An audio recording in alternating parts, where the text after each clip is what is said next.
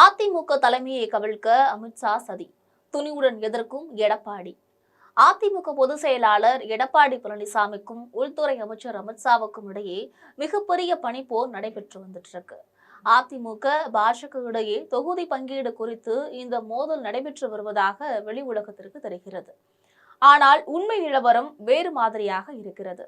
எடப்பாடி பழனிசாமி தலைமையிலான அதிமுகவினை கவிழ்க்கும் திட்டத்தோட உள்துறை அமைச்சர் அமித்ஷா பல்வேறு சதித்திட்ட வேலைகளை செய்து வருவதாக தகவல்கள் கசிந்திருக்கு. அதிமுக அரசியல் களத்தில் பதற வைக்கும் இது பற்றிய விரிவான செய்தி தொகுப்பை தற்பொழுது பார்க்கலாம்.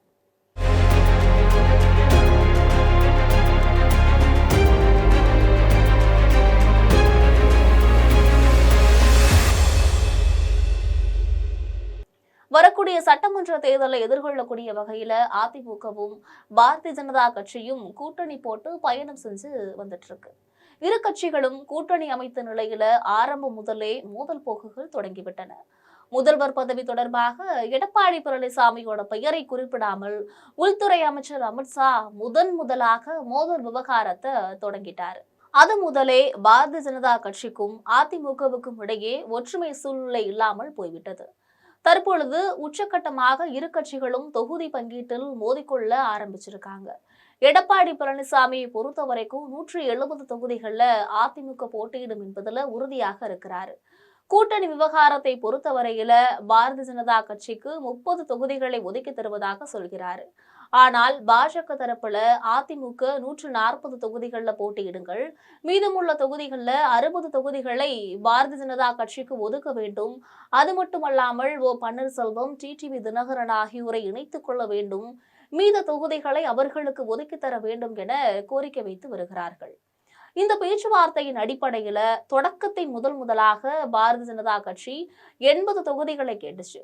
இதற்கப்புறமாக தற்பொழுது 60 தொகுதிகளை ஒதுக்கி தரணும் அப்படின்னு விடாப்படியாக இருக்கிறார்கள்.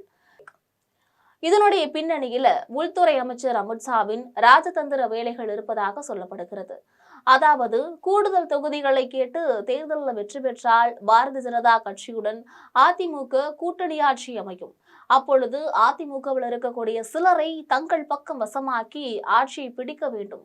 அதாவது எடப்பாடி பழனிசாமி தலைமையை கவிழ்த்துவிட்டு வேறு ஒருவரை தலைமை ஏற்க செய்ய வேண்டும் என்பதுதான் உள்துறை அமைச்சர் அமித்ஷாவோட திட்டமாக இருக்கிறது. அதாவது தேர்தல் வெற்றிக்கு பிறகு மிகப்பெரிய குழப்பத்தை ஏற்படுத்துவதற்கு பாஜக தயாராகி வந்துட்டு இருக்காங்க. அதன் அடிப்படையில தான் அதிக தொகுதிகளை கேட்டு வெற்றி பெற்று எடப்பாடி பழனிசாமி தலைமையையும் மாற்றிவிட்டு ஆட்சியையும் பிடிக்கும் திட்டம் அவர்களுடைய கையில் இருக்கிறது. உள்துறை அமைச்சர் அமித்ஷாவின் இந்த சதி திட்டத்தை எடப்பாடி பழனிசாமி அறிந்து கொண்டாரு. இதனாலதான் அமித்ஷாவினை சந்திக்கவில்லை, மென்மேலும் தொகுதி பங்கீட்டிலும் உடன்பாட்டுக்கு அவர் ஒத்துவரலை என்கிறார்கள். இதற்கிடையே தமிழகம் வந்த உள்துறை அமைச்சர் அமித்ஷா எந்த இடத்திலும் எடப்பாடி பழனிசாமியின் பெயரை கூட குறிப்பிடவில்லை என்பது குறிப்பிடத்தக்கது. அதிமுக முன்னாள் அமைச்சர் வேலுமணியை அழைத்து தொகுதி பங்கீடு குறித்து பேசி அனுப்பியிருக்கிறார். வேலுமணியிடம் அமித்ஷா 60 தொகுதிகளை கேட்டு கோரிக்கையும் வச்சிருக்கிறாரு.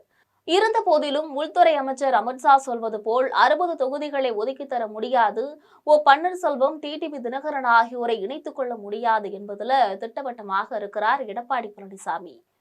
உள்துறை அமைச்சர் அமித்ஷாவின் சதி திட்டத்தாலதான் தற்பொழுது எடப்பாடி பழனிசாமி அதிமுக தலைமையிலான ஆட்சி அமையும் என பேசி வந்துட்டு இருக்காரு. அதே சமயம் உள்துறை அமைச்சர் அமித்ஷாவும் விடாப்படியாக அதிமுக தலைமையிலான என்டிஏ கூட்டணி ஆட்சி அமையும் என பேசி வருகிறார்.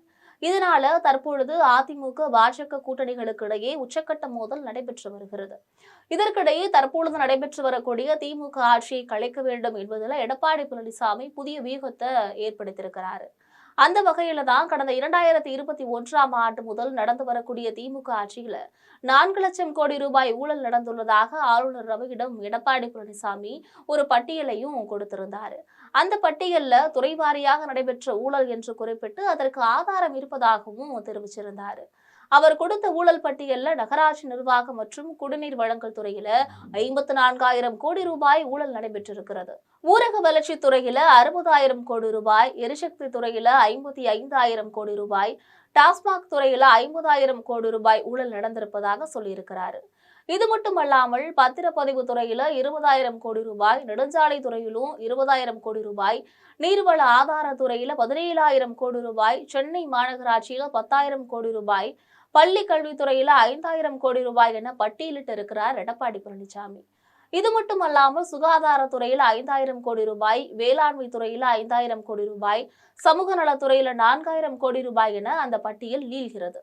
இத்தகைய ஊழல் புகார் மூலம் விசாரணை நடைபெற்றால் அது திமுக ஆட்சியை கலைப்பதற்கு ஏதுவாக இருக்கும் அப்படின்னு அதிமுக தரப்புல நம்பப்படுகிறது.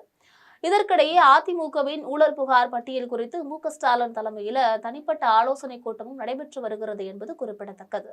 இது போன்ற அரசியல் பின்னணி செய்திகளை அன்றாடம் தெரிந்து கொள்ள எப்பொழுதும் ஜெம் தொலைக்காட்சியுடன் இணைப்பில் இருங்கள். நன்றி.